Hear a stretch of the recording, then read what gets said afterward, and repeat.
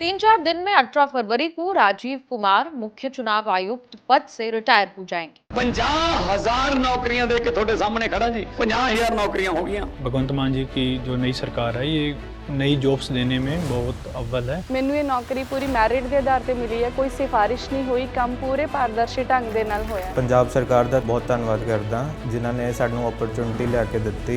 Mechanical engineers ਨੂੰ ਵੀ recruit किया। अब तक 50,000 से अधिक सरकारी नौकरियां युवाओं को प्रदान की जा चुकी हैं। ये है नया पंजाब, ये है रंगला पंजाब। अभी तक कहीं अता पता नहीं कि नया मुख्य चुनाव आयुक्त होगा कौन। पीएम अमित शाह और राहुल गांधी की टीम को नए मुख्य चुनाव आयुक्त के सिलेक्शन की चर्चा करनी है। नाम शॉर्टलिस्ट करके सिफारिश राष्ट्रपति द्रौपदी मुर्मू को भेजनी है, तब जाकर नया मुख्य चुनाव आयुक्त नियुक्त होगा। समय कम है, हलचल ज्यादा नहीं है, लेकिन विवाद घनघोर है। 2023 में सरकार ने चुनाव आयुक्तों की नियुक्ति का कानून पलट दिया था।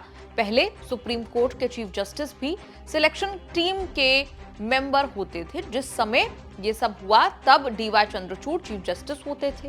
अब संजीव खन्ना चीफ जस्टिस हैं। सरकार ने जब चुनाव आयुक्तों की नियुक्ति का कानून पलटा तब चीफ जस्टिस को सिलेक्शन कमेटी से बाहर कर दिया। पीएम, कैबिनेट मंत्री और विपक्ष के नेता की नई टीम बन गई। इसी बदलाव के खिलाफ 2023 के सीईसी कानून को सुप्रीम कोर्ट में चैलेंज किया गया है। समय नहीं है। याचिकाकर्ता association for democratic reforms ADR के लिए पेश हुए वरिष्ठ वकील प्रशांत भूषण ने सुप्रीम कोर्ट से इसी ग्राउंड पर जल्दी सुनवाई की गुजारिश की थी। 12 फरवरी को सुनवाई हो नहीं सकी। अगली सुनवाई की डेट 19 फरवरी लगी, लेकिन तब तक 18 फरवरी को राजीव कुमार रिटायर हो चुके होंगे। हो सकता है सरकार नई नियुक्ति की कोशिश करे।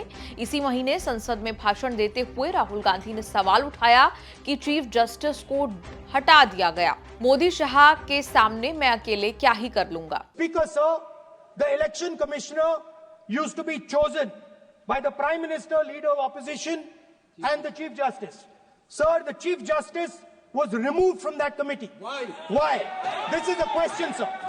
This is a question to the Prime Minister. Why was the Chief Justice removed from the committee? Now, in a few days, I'm going to go to the meeting. I'm going to go to the meeting. There's going to be Mr. Amit Shah and Mr. Modi ji. And there's going to be me. 2-1. Why am I even going to the meeting? What is the purpose of me going to the meeting? I'm only going to the meeting to certify what Modi ji and Amit Shah ji are going to say. Right? Whereas if the Chief Justice was there, there could be a discussion. Chief Justice and leader of opposition could say, no, we don't agree. So, there seems to be a calculated strategy. Now, just prior to the Lok Sabha, the election commissioner was changed and 2 new election commissioners were placed. Yes. We know that the election dates were changed. Yes. We know that the elections were postponed. These are facts. These are not things I am inventing. So, in order to safeguard this constitution, the entire opposition requests the data for the Maharashtra election. We request the data and the electoral voter list for Lok Sabha and the corresponding list for Vidhan Sabha. And I am very confident that the election commission will not give us this information. Supreme court के justice Suryakant और justice N Koteshwar Singh की bench ने rider लगाकर बड़ा खेल कर दिया। सुनवाई पूरी नहीं हुई, फैसला नहीं आया। नए मुख्य चुनाव आयुक्त को नियुक्ति पर भी रोक नहीं लगी, लेकिन जस्टिस सूर्यकांत ने कहा कि कोर्ट का फैसला आएगा, भले ही इस बीच कुछ हुआ हो, इसीलिए चिंता की कोई बात नहीं है।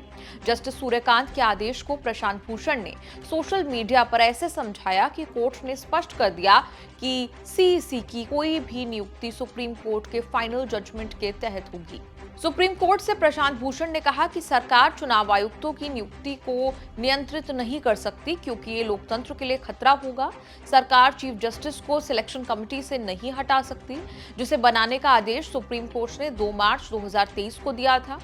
तब कोर्ट ने सीईसी और चुनाव आयुक्तों की नियुक्ति के लिए पीएम, विपक्ष के नेता और चीफ जस्टिस को लेकर सिलेक्शन कमेटी बनाने को कहा था। सरकार ने खेल करते हुए पीएम, विपक्ष के नेता कमेटी में उनको रख लिया। चीफ जस्टिस वाली सीट एक कैबिनेट मंत्री को दे दी। 9 जनवरी को सुनवाई में बेंच ने कहा कि आर्टिकल 141 के तहत कोर्ट की राय वर्सेस कानून बनाने की विधायी शक्ति का मामला है। कोर्ट देखेगा कि कौन सुप्रीम है। 15 मार्च 2022 को सुप्रीम कोर्ट ने 2023 में बने कानून के आधार पर चुनाव आयुक्तों की नियुक्ति पर रोक लगाने से मना किया था। राजीव कुमार 2020 से चुनाव आयुक्त थे। पुराने कानून से 2022 में मुख्य चुनाव आयुक्त प्रमोट हुए। तब इतनी चर्चा भी नहीं होती थी कि नाम को सिफारिश करने वाले कौन कौन लोग थे। राजीव कुमार के समय सरकार से चुनाव आयोग की नजदीकियां बढ़ी, विपक्ष से चुनाव आयोग की लड़ाई तेज हुई तो इतना सारा बवाल खड़ा हो गया। मौजूदा चुनाव आयुक्त ज्ञानेश कुमार और सुखबीर संधू की नियुक्ति 2023 में बने कानून से हुई।